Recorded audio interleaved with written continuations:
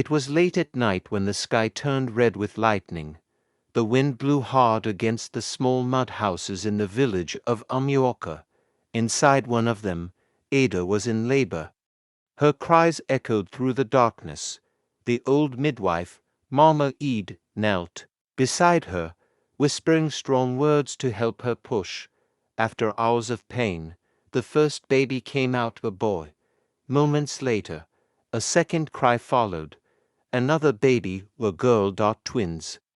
Mama Eid's hands began to shake. Her eyes widened in fear. Ada, she said softly, you gave birth to twins. Ada was too tired to speak. Her heart was full of joy as she looked at her two babies. But Mama Eid was not smiling. She wrapped the babies in cloth, her lips trembling. Please, don't tell anyone, Ada whispered. But it was too late. The news spread fast. In the village of Umyuoka, twins were believed to bring evil spirits. The elders said twins were cursed, a sign that the gods were angry. Any woman who gave birth to twins was seen as unclean. By morning, the village square was full. The chief and elders sat under the iroko tree. Drummers beat slowly as the villagers gathered to hear the judgment. Ada stood before them, holding her babies close. Her husband had died months before, and now she was alone. Bring the twins to us. The chief said. Tears rolled down Ada's face. They are not evil, she cried. They are children, my children.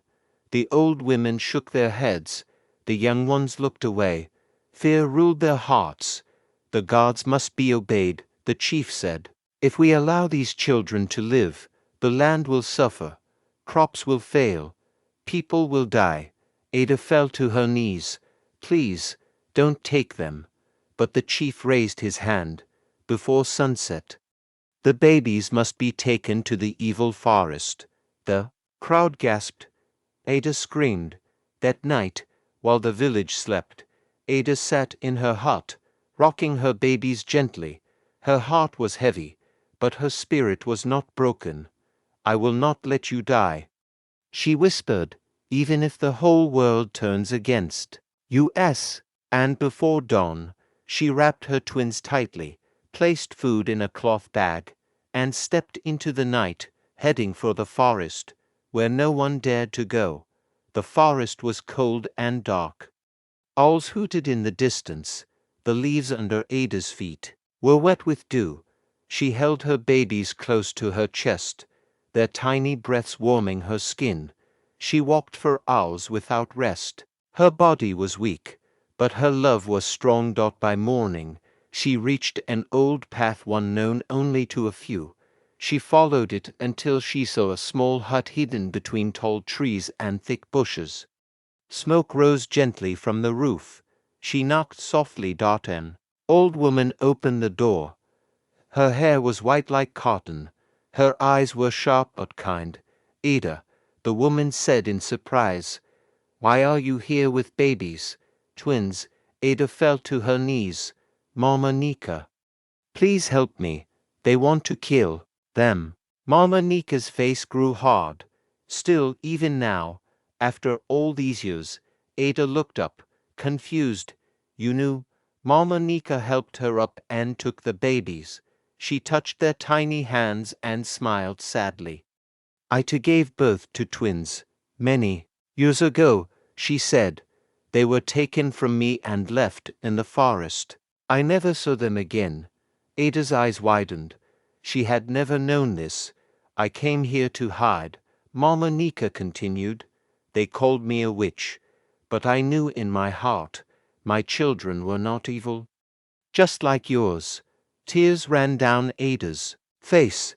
Will you help me protect them? Mama Nika nodded. Stay here. This hut is hidden. No one comes here. We will care for them together. Days passed. Ada rested and healed. Mama Nika brought herbs and food from the forest. She taught Ada how to cook with leaves, how to hide from hunters, and how to listen to the forest sounds. The babies grew strong. They smiled often and cried less. Ada named them Chica and Chisholm. God is the greatest and God is with me. One night, as they sat by the fire, Mama Nika warned her, "You must be careful. The village may come looking. They won't stop until they believe the twins are dead." Ada nodded. "Let them believe. As long as my children live, I will not fear." But far away back in the village, whispers were rising. Someone had seen Ada in the night. Someone had heard baby cries from the forest. The hunt was about to begin. In Amuaka village, the chief sat with the elders. His face was angry, his eyes dark with fear. "Ada has disobeyed us," he said. "Someone saw her in the forest. The twins are still alive." The elders murmured. "The gods will punish us," one said. "Our crops may fail." The chief stood. "We must send men to find her. We must finish what was started." That afternoon, 5 strong men left the village. They carried spears and cutlasses. Their mission was clear: find Ada and the twins, and take them to the evil forest. In the forest, Mama Nika felt something in the wind. "They are coming," she said. Ada looked up from where she was bathing the babies near a stream. "Are you sure?" "I know this feeling. Trouble is near." Ada's heart beat fast. "What do? We must move deeper." Mama Nika said, "Farther than they've ever gone." They packed their few things quickly: herbs, food, water, and cloth for the babies. Ada wrapped Chica on her back and held Chisholm close to her chest.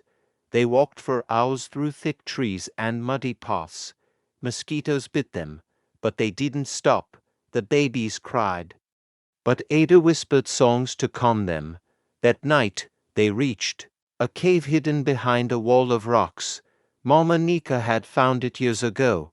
"This is where we'll stay," she said. "No one will find us here." Meanwhile, the hunters searched the forest. They followed footprints, broken branches, and bits of cloth. One of them, Oki, found a piece of baby cloth near the stream. "They're close," he said. They moved faster, cutting through bushes, stepping over roots. But night came quickly in the forest, and with it came fear. Strange animal sounds echoed round them. The forest felt alive. "We'll camp here tonight," one said. "At dawn, we move again." Back in the cave, Ada could not sleep. She sat at the entrance, holding a sharp stick.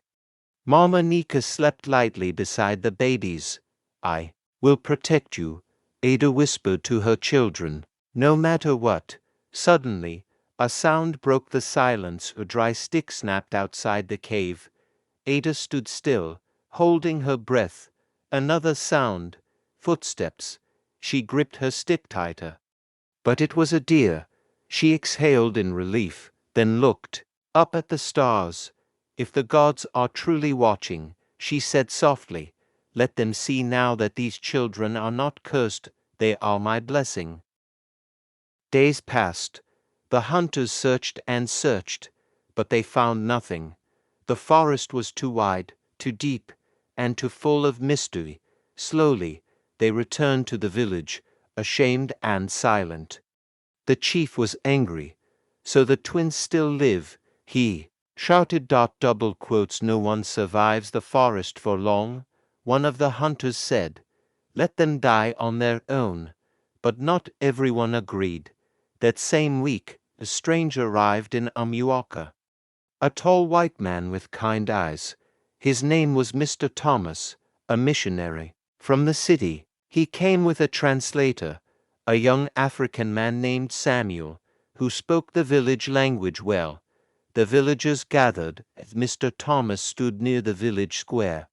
He raised a Bible and began to speak through Samuel. "I come in peace," he said. "I bring news of love and truth. I want to speak about the killing of twins." The crowd went silent. Some villagers looked away. Others muttered, "He doesn't understand our ways." But Samuel continued, "Twins are not a curse. They are not evil, they are a gift from God. In many places, twins are celebrated, loved, protected. The chief frowned. We do not want outsiders to teach us our ways. Mr. Thomas stepped forward. I know your fears, but fear does not bring life, it brings death. Some younger villagers whispered among themselves. Could it be true? Were twins really not evil? One woman raised her hand. I had a sister who gave birth to twins. They took her away. I never saw her again. I lost a cousin too, another said quietly. Dotmer. Thomas looked around. How many more must die for a lie? His voice was soft, but his words were strong. At night, the village was restless. Fires burned low, and people whispered behind closed doors. Some elders were angry, but others, especially the young, were beginning to think differently. Back in the forest, Ada sat beside Mama Nika, feeding her babies. Something is changing. Mama Nika said, watching the stars. I can feel it. Ada nodded. Maybe the world is ready to listen. The next morning, a bird flew into their cave and dropped a piece of cloth, a clean white cloth with words written on it. Twins are not a curse. Ada held it close. Her hands trembled. Someone out there believes, she said. And in that moment, hope was born. Years passed. The forest raised the twins like its own children. Chica grew tall and strong. Chisholm was quiet but clever. Mama Nika taught them the ways of the forest, how to find food, heal wounds with herbs, and respect all life. Ada taught them something more, how to love, how to forgive, and how to dream. One day, Mr. Thomas returned to Amuoka with news. A school was opening in the nearby town. People were beginning to learn new things. He spoke more about change and truth. Some villagers had started to listen. Others still held on to fear. But the village was not the same anymore. The whisper of change had grown into a voice. In the forest, Chica and Chisholm were now teenagers. One evening, Ada gathered them near the fire. My children, she said softly, it's time you know the truth. She told them everything, how the village tried to kill them, how she ran, how Mama Nika saved them. Tears filled their eyes. We want to go back, Chica said. We want them to see we are not a curse. It's dangerous, Ada warned. But they need to see, Chisholm said, that we are not evil, we are just like them. Mama Nika smiled. You are braver than I ever was. The next morning, they set out for Amuoka. As they entered the village, people stopped and stared. Two tall teenagers walked beside a tired, strong woman. Behind them, Mama Nika walked slowly with her cane. Someone gasped, Are those the twins? The chief stepped forward, shocked. You survived. Ada held her head high. Yes, we lived, and we grew. They bring evil. One old man shouted. Dotmer. Thomas came forward. Then where is the evil? He asked. They look healthy. They are kind. They are not cursed. They are proof that the belief was wrong. The villagers looked closely. Chica and Chisholm bowed their heads respectfully. We only came to say we forgive you. Chisholm said, and to ask that no other child be treated the way we were. Chica added. Silence. Then a woman stepped forward. I lost my child to this tradition. I wanted to stop. Another man nodded. So do I. More voices followed. The chief looked down in shame. We were wrong. That day, under the same Iroko tree where Ada once cried, a new law was made. No more twin killings. Every child would be protected. Ada wept with joy as the village clapped. Her children stood beside her, no longer feared, but celebrated. Hope had finally won.